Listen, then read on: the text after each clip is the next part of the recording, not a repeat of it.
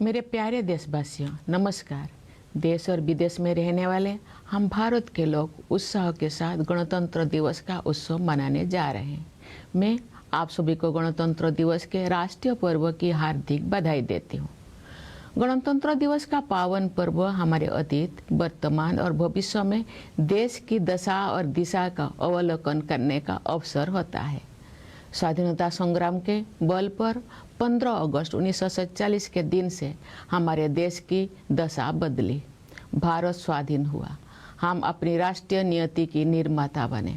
26 जनवरी 1950 के दिन से हम अपने गणतंत्र को संवैधानिक आदर्श के दिशा में आगे बढ़ा रहे हैं। उसी दिन हमने अपने संविधान को पूरी तरह से लागू किया। लोकतंत्र की जननी भारत भूमि उपनिवेश के विधि विधान से मुक्त हुई और हमारा लोकतंत्रात्मक गणराज्य अस्तित्व में आया। हमारा संविधान विश्व इतिहास में आज तक के सबसे बड़े गणराज्य का आधार ग्रंथ है। हमारे संविधान में निहित न्याय, स्वतंत्रता, समता और बंधुत्व के आदर्श हमारे गणतंत्र को परिभाषित करते हैं। संविधान निर्माताओं ने राष्ट्रीयता की भावना तथा देश की एकता को संवैधानिक प्रावधानों का सुदृढ़ आधार प्रदान किया है। लौह पुरुष सरदार वल्लभ भाई पटेल ने हमारे राष्ट्र का एकीकरण किया। पिछले वर्ष 31 अक्टूबर को कृतज्ञ देशवासियों ने उत्साहपूर्वक उनकी 150वीं जयंती मनाई। उनकी 150वीं जयंती के पावन अवसर से जुड़े स्मरण उत्सव मनाए जा रहे हैं। ये उत्सव देशवासियों में राष्ट्रीय एकता तथा गौरव की भावना को मजबूत बनाते हैं। उत्तर से लेकर दक्षिण तक तथा पूर्व से लेकर पश्चिम तक हमारी प्राचीन सांस्कृतिक एकता का ताना बाना हमारे पूर्वजों ने बुना था। राष्ट्रीय एकता के स्वरूपों को जीवंत बनाए रखने का प्रत्येक प्रयास अत्यंत सराहनीय है। पिछले वर्ष 7 नवंबर से हमारे राष्ट्रीय गीत वंदे मातरम की रचना के 150 वर्ष संपन्न होने के उत्सव भी मनाया जा रहा है। भारत माता के दैवी स्वरूप की वंदना का ये गीत जनमन में राष्ट्र प्रेम का संचार करता है। राष्ट्रीयता के महाकवि सुब्रमण्य भारती ने तमिल भाषा में वंदे मातरम येनवम अर्थात हम वंदे मातरम बोले इस गीत की रचना करके वंदे मातरम की भावना को और भी व्यापक स्तर पर जनमानस के साथ जोड़ा। अन्य भारतीय भाषाओं में भी इस गीत के अनुवाद लोकप्रिय हुए। श्री अरविंदो ने वंदे मातरम का अंग्रेजी अनुवाद किया। ऋषितुल्य बंकिम चंद्र चट्टोपाध्याय द्वारा रचित वंदे मातरम हमारे राष्ट्र वंदना का स्वर है। आज से 2 दिन पहले यानी 23 जनवरी को देशवासियों ने नेताजी सुभाष चंद्र बोस की जयंती के दिन उन्हें सादर श्रद्धांजलि अर्पित की। वर्ष 2021 से नेताजी की जयंती को पराक्रम दिवस के रूप में मनाया जाता है ताकि देशवासी विशेषकर युवा उनकी अदम्य देशभक्ति से प्रेरणा प्राप्त करें। नेताजी सुभाष चंद्र बोस का नारा जय हिंद हमारे राष्ट्र गौरव का उद्घोष है। प्यारे देशवासियों, आप सब हमारे जीवंत गणतंत्र को शक्तिशाली बना रहे हैं। हमारी तीनों सेनाओं के बहादुर जवान मातृभूमि की रक्षा के लिए सदैव सतर्क रहते हैं। हमारे कर्तव्यनिष्ठ पुलिसकर्मी तथा केंद्रीय सशस्त्र पुलिस बलों के जवान देशवासियों की आंतरिक सुरक्षा के लिए तत्पर रहते हैं। हमारे अन्नदाता किसान देशवासियों के लिए पोषण सामग्री उत्पन्न करते हैं।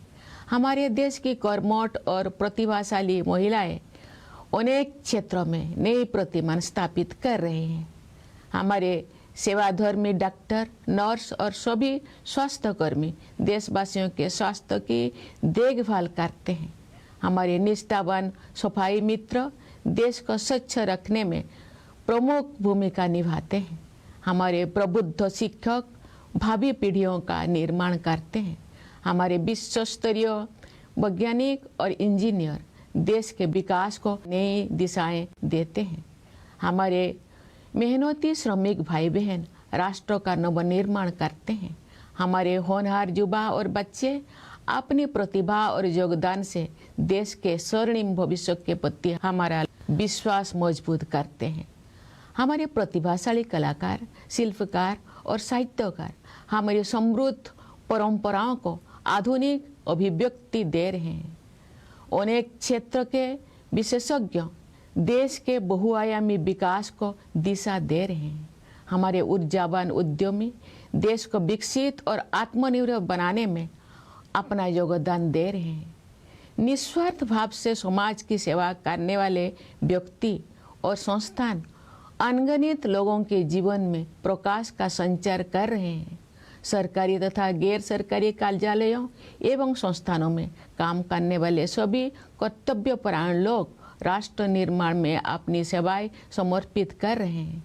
जन सेवा के लिए प्रतिबद्ध जनप्रतिनिधि देशवासियों की आकांक्षाओं के अनुरूप कल्याण एवं विकास के लक्ष्यों को प्राप्त कर रहे हैं। इस प्रकार सभी जागरूक एवं संवेदनशील नागरिक हमारे गणतंत्र की प्रगति यात्रा को आगे बढ़ा रहे हैं। हमारे गणतंत्र को सशक्त बनाने के प्रयासों में कार्यरत सभी देशवासियों की मैं हृदय से सराहना करती हूँ। प्रवासी भारतीयों हमारे गणतंत्र की छवि को विश्व पटल पर गौरव प्रदान करते हैं। मैं उनकी विशेष सराहना करती हूँ। प्यारे देशवासियों, आज के दिन यानी 25 जनवरी को हमारे देश में राष्ट्रीय मतदाता दिवस मनाया जाता है। जनप्रतिनिधियों के निर्वाचन के लिए हमारे वयस्क नागरिक उत्साहपूर्वक मतदान करते हैं। बाबा साहेब डॉक्टर भीमराव अंबेडकर मानते थे कि मताधिकार के प्रयोग से राजनैतिक शिक्षा सुनिश्चित होती है। हमारे मतदाता बाबा साहेब की सोच के अनुरूप अपनी राजनैतिक जागरूकता का परिचय दे रहे हैं। मतदान में महिलाओं की बढ़ती हुई भागीदारी हमारे गणतंत्र का एक शक्तिशाली आयाम है। महिलाओं का सक्रिय और समर्थ होना देश के विकास के लिए अत्यंत महत्वपूर्ण है। उनके स्वास्थ्य, शिक्षा, सुरक्षा और आर्थिक सशक्तिकरण हेतु किए जा रहे राष्ट्रीय प्रयासों से अनेक क्षेत्रों में महिलाओं की भागीदारी बढ़ी है। बेटी बचाओ बेटी पढ़ाओ अभियान से बेटियों की शिक्षा को प्रोत्साहन मिला है। प्रधानमंत्री जन धन योजना के तहत अब तक 57 करोड़ से अधिक बैंक खाते खोले जा चुके हैं। इनमें महिलाओं के खाते लगभग 56% है। हमारी बहनें और बेटियां परंपरागत रूढ़ियों को तोड़कर आगे बढ़ रही हैं। महिलाएं देश के समग्र विकास में सक्रिय योगदान दे रही है। 10 करोड़ से अधिक सेल्फ हेल्प ग्रुप से जुड़े बहनें विकास की नई परिभाषा लिख रही हैं। महिलाएं खेत खलिहानों से लेकर अंतरिक्ष तक, स्वरोजगार से लेकर सेनाओं तक अपनी प्रभावी पहचान बना रहे हैं। खेल कूद के क्षेत्र में हमारी बेटियों ने विश्व स्तर पर नए प्रतिमान स्थापित किए हैं। पिछले वर्ष नवंबर में भारत की बेटियों ने ICC women's cricket world cup और उसके बाद blind women's T20 world cup जीतकर स्वर्णिम इतिहास रचा है। पिछले ही वर्ष चेस वर्ल्ड कप का फाइनल मैच भारत की ही 2 बेटियों के बीच खेला गया। ये उदाहरण खेल जगत में हमारी बेटियों के वर्चस्व का प्रमाण है। ऐसी बेटियों पर देशवासियों को गर्व है। पंचायती राज संस्थाओं में महिला जन प्रतिनिधियों की संख्या लगभग 40% है। महिलाओं के राजनैतिक सशक्तिकरण को नई ऊंचाई देने वाले नारी शक्ति बंधन अधिनियम से महिलाओं के नेतृत्व द्वारा विकास की सोच को अभूतपूर्व शक्ति मिलेगी। विकसित भारत के निर्माण में नारी शक्ति की भूमिका महत्वपूर्ण रहेगी। उनके बढ़ते हुए योगदान से हमारा देश महिला पुरुष समानता पर आधारित समावेशी गणतंत्र का उदाहरण प्रस्तुत करेगा। समावेशी सोच के साथ वंचित वर्गों के कल्याण और विकास के लिए अनेक योजनाओं को कार्यरूप दिया जा रहा है। पिछले वर्ष 15 नवंबर को देशवासियों ने धरती आबा भगवान बिरसा मुंडा की जयंती के दिन 5वां जनजातीय गौरव दिवस मनाया तथा भगवान बिरसा मुंडा की 150वीं जयंती के उपलक्ष्य में मनाए गए उत्सव संपन्न हुए। आदि कर्मयोगी अभियान के माध्यम से जनजातीय समुदाय के लोगों में नेतृत्व क्षमता को निखारा गया। विगत वर्षों में सरकार ने जनजातीय समाज के गौरवशाली इतिहास से देशवासियों का परिचय कराने के लिए संग्रहालय के निर्माण सहित अनेक कदम उठाए। उनके कल्याण और विकास को प्राथमिकता दी गई है। राष्ट्रीय सिकिल सेल एनीमिया उन्मूलन मिशन के तहत अब तक 6 करोड़ से अधिक स्क्रीनिंग की जा चुकी है।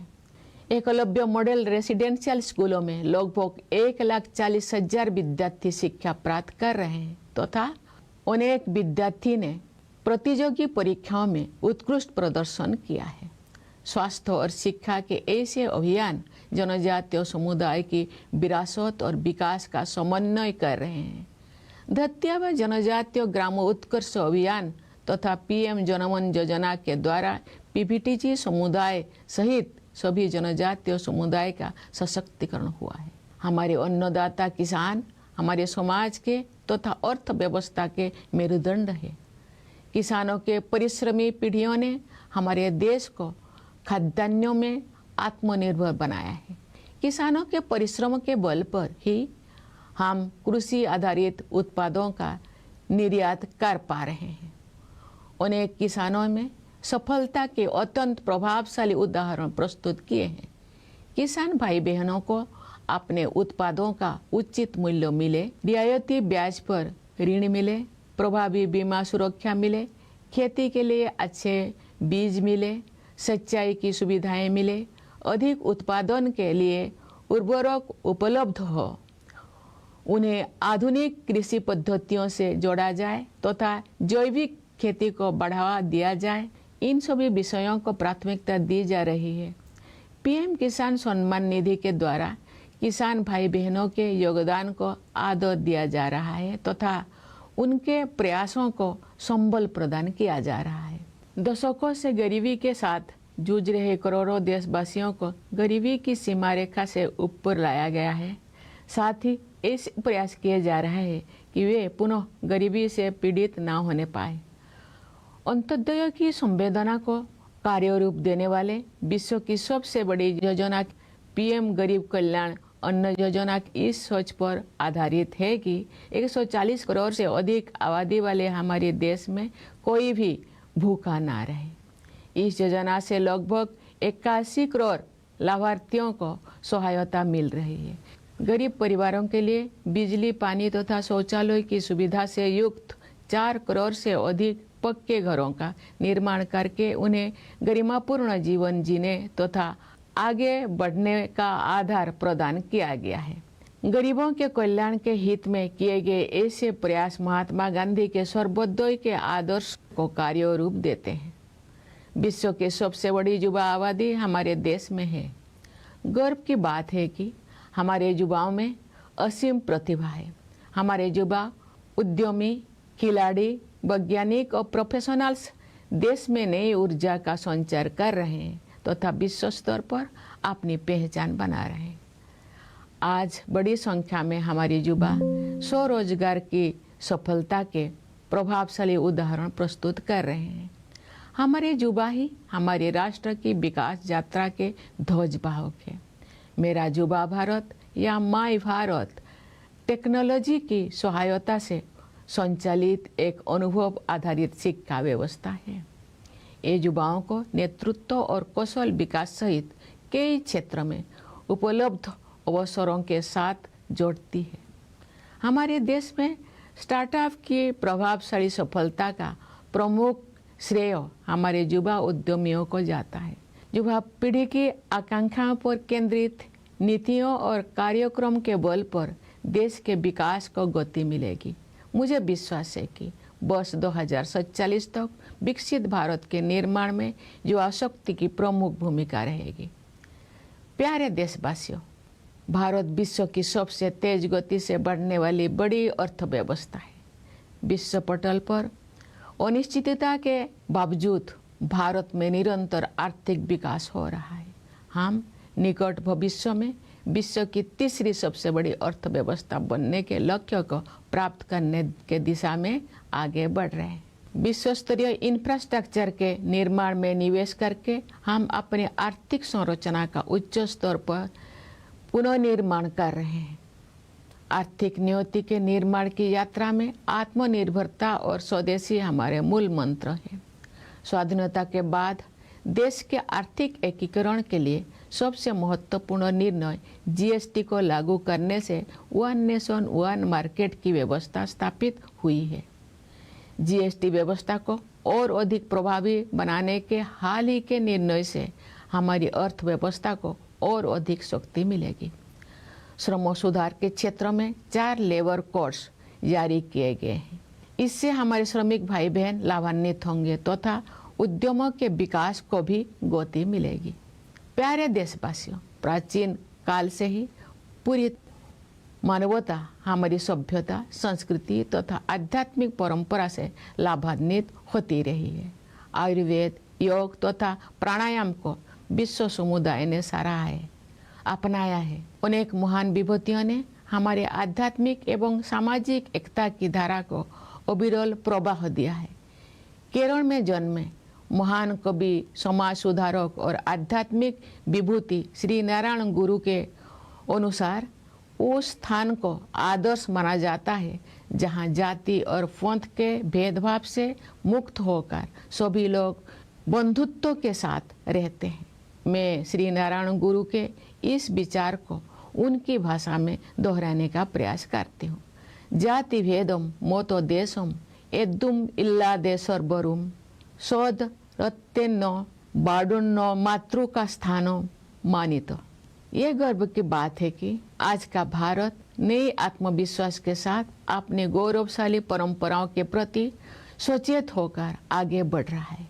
हाल के वर्षों में हमारी आध्यात्मिक परंपरा के पवित्र स्थलों को जन चेतना के साथ जोड़ा गया है। नियत अवधि में गुलामी की मानसिकता के अवशोष से मुक्त होने का समयबद्ध संकल्प किया गया है। भारतीय ज्ञान परंपरा में दर्शन, चिकित्सा, खगोल विज्ञान, गणित, साहित्य तथा कला की महान विरासत उपलब्ध है। ये गर्व की बात है कि ज्ञान भारतम मिशन जैसे प्रयासों से भारतीय परंपरा में उपलब्ध रचनात्मकता को संरक्षित और प्रसारित किया जा रहा है। ये मिशन भारत की लाखों अमूल्य पांडुलिपियों में संचित विरासत को आधुनिक संदर्भ में आगे बढ़ाएगा। भारतीय भाषाओं तथा भारतीय ज्ञान परंपरा को प्राथमिकता देकर हम आत्मनिर्भरता के प्रयासों को सांस्कृतिक आधार प्रदान कर रहे हैं। भारत का संविधान अब 8वीं अनुसूची में शामिल सभी भारतीय भाषाओं में उपलब्ध है। संविधान को भारतीय भाषाओं में पढ़ने और समझने से देशवासियों में संवैधानिक राष्ट्रीयता का प्रसार होगा तथा आत्मगौरव की भावना मजबूत होगी। सरकार और जनसामान्य के बीच की दूरी को निरंतर कम किया जा रहा है। आपसी विश्वास पर आधारित सुशासन पर बल दिया जा रहा है। अनेक अनावश्यक नियमों को निरस्त किया गया है। कई कंप्लायंस को समाप्त किया गया है तथा जनता के हित में व्यवस्थाओं को सरल बनाया गया है। टेक्नोलॉजी के माध्यम से लाभार्थियों को सुविधाओं के साथ सीधे जोड़ा जा रहा है। रोजमर्रा के जीवन को बेहतर बनाने के लक्ष्यों के साथ ईज ऑफ लिविंग को प्राथमिकता दी जा रही है। पिछले दशक के दौरान राष्ट्रीय लक्ष्यों को जनभागीदारी के माध्यम से प्राप्त करने का प्रयास किया गया है। महत्वपूर्ण राष्ट्रीय अभियानों को जन आंदोलन का रूप दिया गया है। गांव-गांव में, नगर-नगर में स्थानीय संस्थाओं को प्रगतिशील बदलाव का माध्यम बनाया गया है। विकसित भारत का निर्माण सभी देशवासियों की साझा जिम्मेदारी है। समाज में असीम शक्ति होते हैं। सरकार द्वारा किए जा रहे प्रयासों को समाज का सक्रिय समर्थन मिलने से क्रांतिकारी बदलाव आते हैं। उदाहरण के लिए हमारे देशवासियों ने डिजिटल पेमेंट व्यवस्था को बहुत बड़े पैमाने पर अपनाया है। आज विश्व के आधे से अधिक डिजिटल लेन देन भारत में होते हैं। छोटी सी छोटी दुकान में सामान खरीदने से लेकर ऑटो रिक्शा का किराया देने तक डिजिटल भुगतान का उपयोग विश्व समुदाय के लिए प्रभावशाली उदाहरण बन गया है। मैं आशा करती हूँ कि इसी तरह अन्य राष्ट्रीय लक्ष्यों को प्राप्त करने में सभी देशवासी अपनी सक्रिय भागीदारी निभाएंगे। प्यारे देशवासियों, पिछले वर्ष हमारे देश ने ऑपरेशन सिंदूर के द्वारा आतंकवाद के ठिकानों पर सटीक प्रहार किया।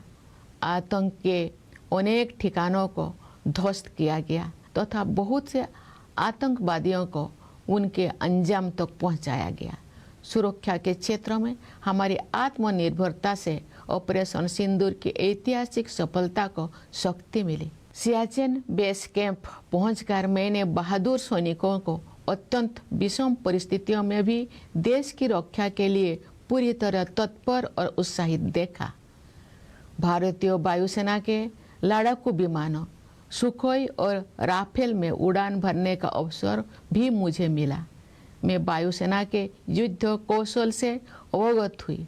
मैंने भारतीय नौसेना के स्वदेश में निर्मित विमान वाहक पथ INS विक्रांत की असाधारण क्षमताओं को देखा। मैं नौसेना की पनडुब्बी INS वाक्सीर में समुद्रों की गहराई तक गई।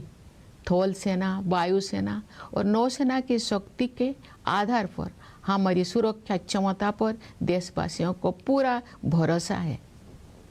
प्यारे देशवासियों, पर्यावरण संरक्षण आज की अत्यंत महत्वपूर्ण प्राथमिकता है। मुझे इस बात पर गर्व होता है कि पर्यावरण से जुड़े अनेक क्षेत्रों में भारत ने विश्व समुदाय का मार्गदर्शन किया है। प्रकृति के साथ समन्वित जीवन शैली भारत की सांस्कृतिक परंपरा का हिस्सा रही है। यही जीवन शैली विश्व समुदाय को दिए गए हमारे संदेश लाइफस्टाइल फॉर एनवायरनमेंट यानी लाइफ का आधार है। हम ऐसे प्रयास करें जिनसे भावी पीढ़ियों के लिए धरती माता के अनमोल संसाधन उपलब्ध रह सके। हमारी परंपरा में समस्त सृष्टि में शांति के बने रहने की प्रार्थना की जाती रही है। पूरी विश्व में शांतिपूर्ण व्यवस्था स्थापित होने से ही मानवता का भविष्य सुरक्षित रह सकता है। विश्व के अनेक क्षेत्रों में व्याप्त अशांति के वातावरण में भारत द्वारा विश्व शांति का संदेश प्रसारित किया जा रहा है। प्यारे देशवासियों, ये हमारा सौभाग्य है कि हम भारत भूमि के निवासी हैं। हमारी जननी जन्मभूमि के लिए कवि गुरु रविंद्रनाथ टागोर ने कहा था, ओ आमार देशेर माटी तोमार परे ठिकाई माथा, अर्थात हे मेरे देश की माटी, मैं तुम्हारे चरणों में अपना शीश झुकाता हूँ। मैं मानती हूँ कि गणतंत्र दिवस देशभक्ति की इस प्रबल भावना को और भी सुदृढ़ करने के संकल्प का अवसर है। आइए हम सब मिलकर राष्ट्र प्रथम की भावना से कार्य करते हुए अपने गणतंत्र को और भी गौरवशाली बनाएं। मैं एक बार फिर आप सभी को गणतंत्र दिवस की हार्दिक बधाई देती हूँ। मुझे दृढ़ विश्वास है कि आपका जीवन सुख, शांति, सुरक्षा और सौहार्द से परिपूर्ण रहेगा। मैं आप सभी के उज्जवल भविष्य की मंगल कामना करती हूँ। धन्यवाद। जय हिंद, जय भारत।